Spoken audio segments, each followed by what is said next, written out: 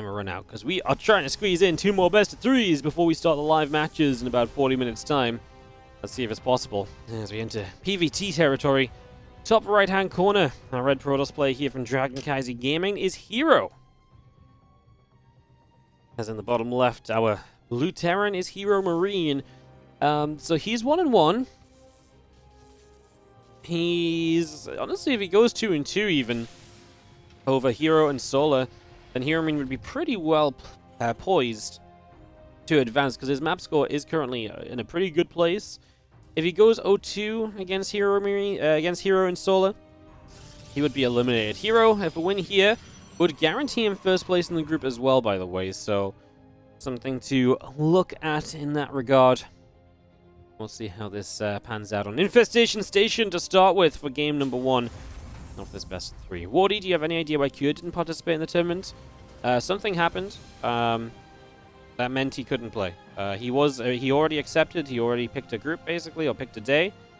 And then he messaged me, said something happened. He wasn't able to play StarCraft right now, so he had to pull out. So I'm not sure what, but yeah, I'm not sure. Because Q usually plays absolutely everything. So yeah. HeroMarine was a fun one to cast. How many heroes can you say in the course of the next 20 minutes, 30 minutes or so? As we do have our Adept already chrono boosting out, and the Reaper is going to move on up into the main base here to have a little bit of a jump around. Going to knock a probe initially just out of reach of the battery, or at least try to knock a probe out of reach of the battery. Not much to be done. Pretty defensive battery. We're sending the units across the map. This is factory before expanding, so already a Hellion out. We're going to build a second. So herOMarine going to ramp up the pressure early with a little bit of Reaper Hellion play. Wants to get out on the map, wants to get some damage done. Do just see our Reaper dropping a little grenade down there. So again, bonking things around for the early few moments. And this Reaper now going to hop up to the high ground. We do see a couple extra Marines in the way, and the Adept is actually going to get some good shots off. Reaper already taking some hits. Low HP here, as this Adept is going to come back through chasing. And for the moment, the Reaper is going to play a run away. A couple extra Adepts showing up, and we do just hop up to the high ground with the Reaper. Reaper Hellion continues to come through. There is a proxied gateway, so that's going to be part of the plan here from herO to get some counterattack damage going, but he has no defense. Uh-oh. This is, you know when you say something can't be good? This is absolutely the definition of that. 5 workers dead. We have the damage output I really feel like to fight around the battery even, but herOMarine's not going to go for it. At home, he's got a wall off. That's a lot of what you need most of the time, is he's going to go after this first pylon, depower one of these gateways, also potentially supply block herO. Okay, I mean, he is going to take damage on the other side, so herO is going to get this into a bit of a weird situation. We're actually going to lose the reactor. SCV is kind of stopped on their rate of repairing, so that's a bit funky. An Adept and a Stalker here now. Now we're going to dive this mineral line. Well, actually, first we're going to kill the Adept, and now we're going to fight the Stalker. I mean, it's funny because these units, they're not the kind of most aggressive units in terms of trading. Could herOMarine have done more if he went for the mineral line first? I actually... It's kind of weird, right? Because it kind of feels like yes. But it's one of those scenarios where you are then relying a little bit, if you move on towards that mineral line, you're kind of relying a little bit on just kind of splash damage and kind of out DPS in the battery, and that's not always a great choice to make. Depowering the gateway on the low ground was kind of cute. I just don't know. I just don't know. I mean, obviously you've got to consider as well that super battery could be popped to help keep units alive even more heavily. I don't know, man. Is the Cyclone's going to get away? That's going to survive, and we are going to be seeing herOMarine not able to depower this gateway, which is an issue now because Stalkers are going to get rid of this medevac. And this has just turned into an absolute fiesta here on Infestation Station, although things should chill out with the siege tank. SCV's pulled toward it to repair just in case, but I think we are just in general going to see a much more sturdy and solidified position on both sides now, and herO seems to think the same. Putting the tech units, tech structures down, Twilight in the Forge, suggests that he doesn't think anything's going to happen in the next few moments, and that this should indeed be settling down, giving both players a bit of time to think, and actually just get into the next step of this game. Adepts shading forwards. They're going to try and jump on top of these Marines. Siege tanks going after the Adepts as well. It's just going to go straight after those. Marines continue to pull back. Adepts continue to take a whole chunk of damage. And the Siege tanks continue to fight. We're going to see the few extra Stalkers warp in from herO on the bottom side. A few Stalkers over on the left, and we do have the Siege tank, the medevac, continuing through. Tank siege is up. Stalker gets blasted immediately.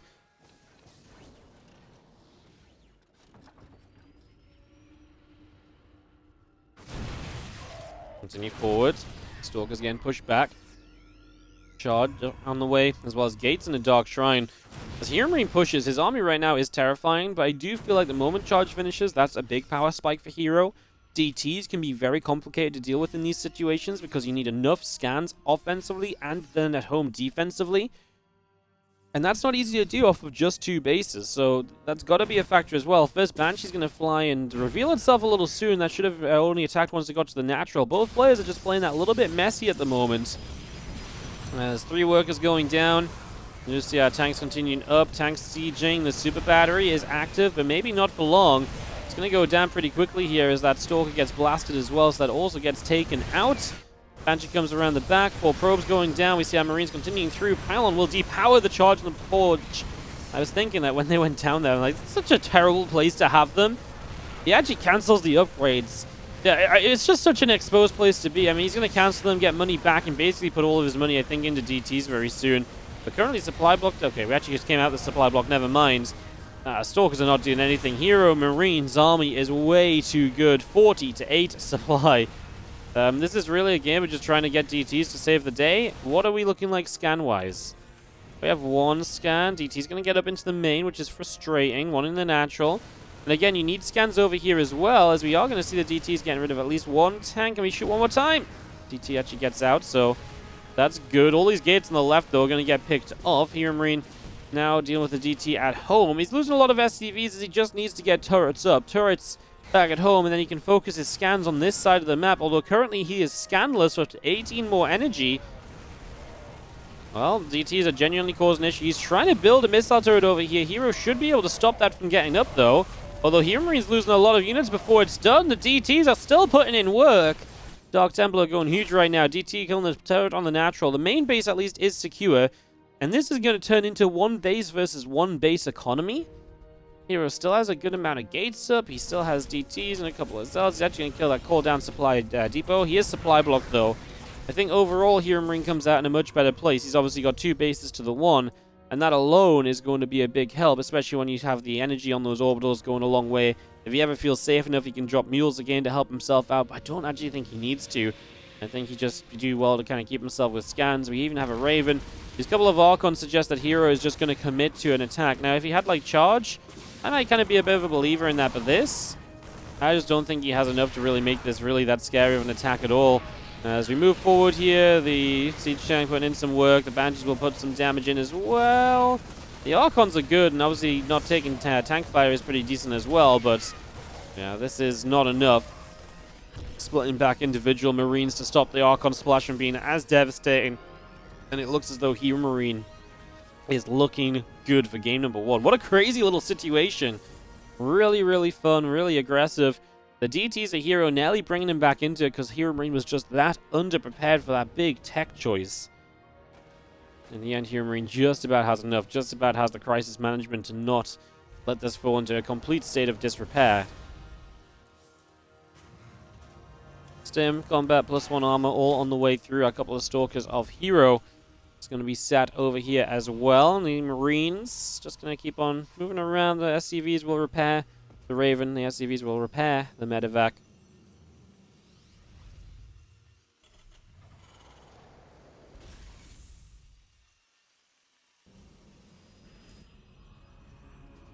Going to get Shadow Stride up, so we are going to have that DT Blink on the way. Obviously, DT Blink's a pretty big deal as we do jump forward, killing off an initial Stalker. Into the bottom right, we're going to go and pick off a Pylon here as well. That's going to depower one of the gateways, so that's obviously a big pick-off too. A couple of DTs still over on the left-hand side. The Hallucination heading down to the south. I mean, this is really just a case of when HeroMarine decides to push, I think he's going to be in a great spot. He's got the Raven, so you don't need scans offensively anymore. The DTs blinking into the main might be a bit annoying, and that really is the one thing you've got going here as Hero. But with Stim available, I think reinforcements for HeroMarine should just deal with those DTs pretty well. They honestly pick a great time to go in just as units have loaded into medevacs and moved out, but I really don't see this being a forever issue or anything. SCV surround. We will lose workers, yes, but Hero's about to lose the game. So 9 SCVs is great. HeroMarine is still in a good eco. 6 workers behind a Protoss is absolutely playable. And Hero... no! Hero's like, no, I will not give you the final fight. Well, what kind of final fight was that really about to be? The bottom left-hand side, down one map, is going to be our red Protoss player from Dragon Kaiser Gaming. It is HeroMarine. Even a map win might help him here. Even a map win might help him here, as... Yeah, so just thinking this through, HeroMarine is 3-0, Sola's 2-1. Say HeroMarine loses to HeroMarine and he's 3-1. HeroMarine is one of HeroMarine's wins. Again, HeroMarine's win against Sola. Sola took a map. If HeroMarine loses without taking a map win, and Sola does end up beating HeroMarine, there, especially if there was like a 2-0 something, there is potential for Sola to finish first, I think. So, TLDR, obviously HeroMarine win the series, 100% your first place in the group, but it would be really good for HeroMarine if he could, it would be really, really good for HeroMarine if he could, just take a map, right? A single map, I think, would be huge right now.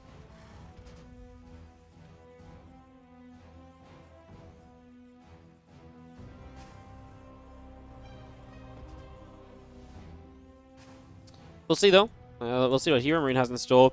I have felt like Hero's PvT has kind of struggled lately, right? I think it's the one matchup where I feel like Hero has not really looked that confident. He looked kind of shaky on it throughout the last season of GSL as well. His PvT has just not been as up to scratch as you might expect, so... yeah, we'll see what happens as we do have our probe coming over. Gonna go drop down a Nexus. Get that Nexus onto the natural expansion. And yeah, Cybercore coming up. Pylon coming through. Orbital Command on the way. Factory is producing here from HeroMarine as well. He's going to go double gas. Factory before expansion, so just being... I want to say very safe, honestly. This really feels like HeroMarine's just taking very good precautions to make sure he's not going to be in any trouble or in any risk or anything.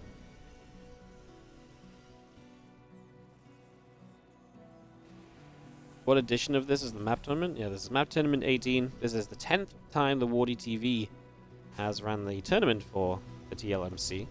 Which is very cool.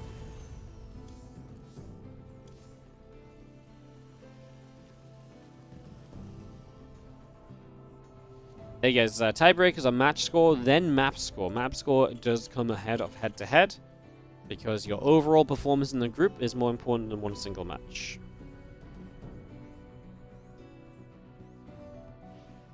So... yeah, I think what I said was right, but it's always so complicated. Let's see what this result is, then we'll know what the HeroMarine Solar series has to do for certain situations to come around. It's the easiest way to do it is... here on Carnivore again, another one of these aggressive maps. We've actually, like I said, this map's just consistently given pretty decent games. It is a bit shorter, and there's no ramp into the natural. This really feels like the kind of map where... it's actually kind of funny. You don't actually have to go to low ground to get from natural to natural. Has that ever really happened before, that the natural to natural has never seen, like, a ramp between them?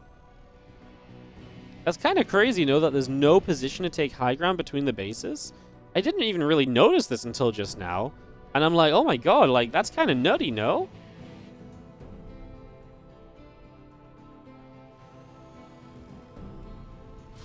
Alright, well, Gateway's going to come down to help this wall off again. HeroMarine going for this Reaper Hellion heavy style, which is exactly what he did last time.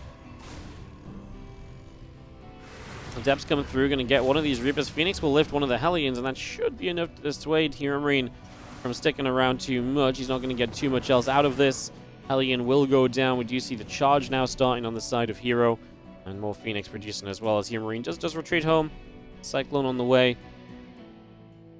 There's a map like this before. Yeah?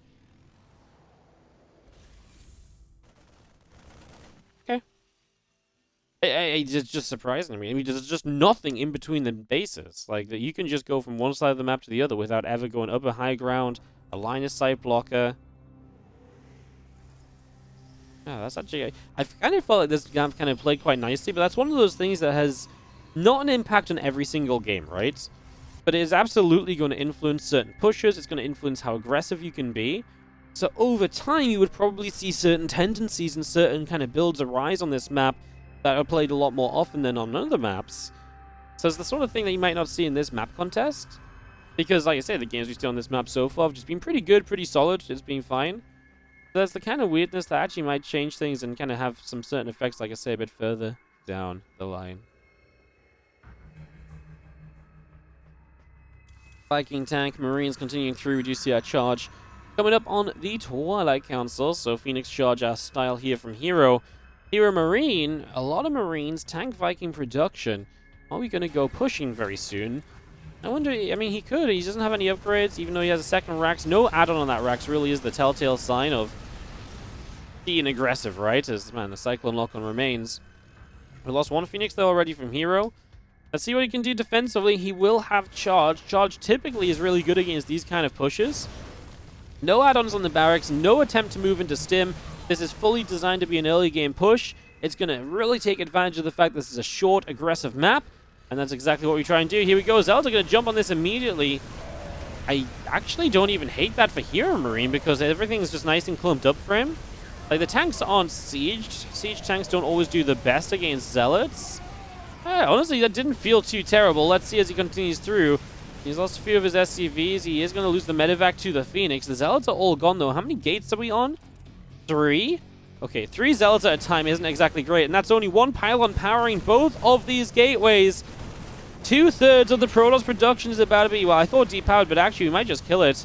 As we are going to be seeing that single tank in the front supplies a little longer. The tank in the back now does go down. We're actually going to lose our tanks altogether here, but it's Phoenix versus Marines, Cyclone Viking, and I don't think they're going to do very well as we are going to go forward to this pylon. We're going to realize just how important this can be. It depowers the robo facility as well. We do get 3 more Zealots warped in, but I do not know if 3 more Zealots are going to make the big difference here. These Marines are continuing to put out the damage. HeroMarine's aggressive push keeps on reinforcing. Hero is not getting to go behind this army. He's not getting to go and, you know, intercept any of these reinforcements and weaken this continued push from HeroMarine. And now HeroMarine's going to have new tech units showing up in the near future as well, and that really should be the one thing that tips this over the scale, tips the scales over the edge in favor of HeroMarine. Hero tries to repower his gateways. I think HeroMarine would be AFK to let that happen. Because HeroMarine doesn't need to push into the main. He still is on 2 bases. So if he just sits on the natural and kills this is already a good start for him. And he has no reason to let these gates get back online. There is a 3rd base from Hero too. That is where a lot of his mining currently stands. HeroMarine can deal with that later if he needs to. As again, just 1 Zealot at a time ain't cutting it. We're still, okay, we're on 2 gateways, but again, 1 is depowered. So yeah, we still are just on 1 gateway. And HeroMarine through the middle of the map just going to come and kill off Hero. And is going to put himself on a 2.